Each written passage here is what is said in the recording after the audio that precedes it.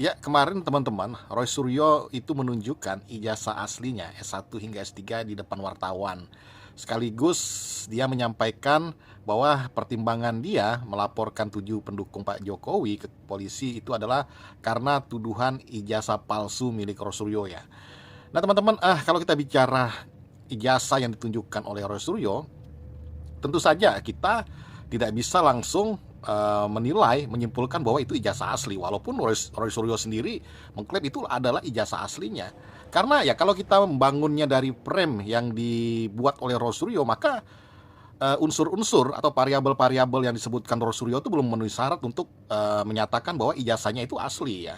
Tentu saja yang pertama teman-teman adalah terkait dengan Lab for Independent ya, yang sekarang ini dituntut oleh Roy Suryo agar dilaksanakan uji independen terhadap ijazah Pak Jokowi. Nah, artinya untuk menyatakan bahwa ijazah Roy Suryo yang ditunjukkannya itu asli ya harus ada uji yang dilakukan oleh Lab for Independent ya, atau Lab for yang memiliki standarisasi dan legalitas yang diakui oleh lembaga terkait ya.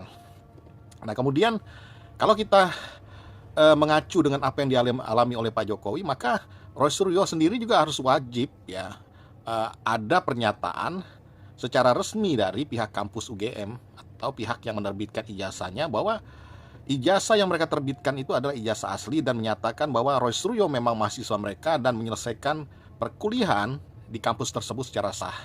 Nah, harus ada pernyataan ini dari rektor atau dari yang mewakili pihak kampus. Nah, yang ketiga teman-teman tentu saja Roy Suryo harus menunjukkan ini yang paling kita nantikan teman-teman kuliahnya Roy Suryo ya, harus ada pengakuan dari teman-teman kuliahnya Roy Suryo ya. Kalau Pak Jokowi itu ada 15 orang ya, minimal Roy Suryo 10 lah, nggak apa-apa ya.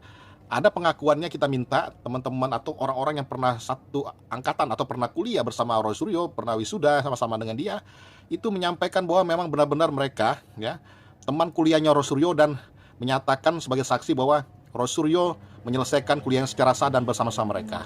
Harus ada pernyataan itu teman-teman. Baru kemudian kita bisa mempertimbangkan bahwa ijazah yang ditunjukkan Roy Suryo kemarin itu adalah ijazah asli.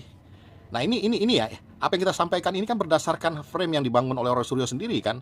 Bagaimana sulitnya Pak Jokowi harus membuktikan, harus meyakinkan bahwa ijazahnya asli ya.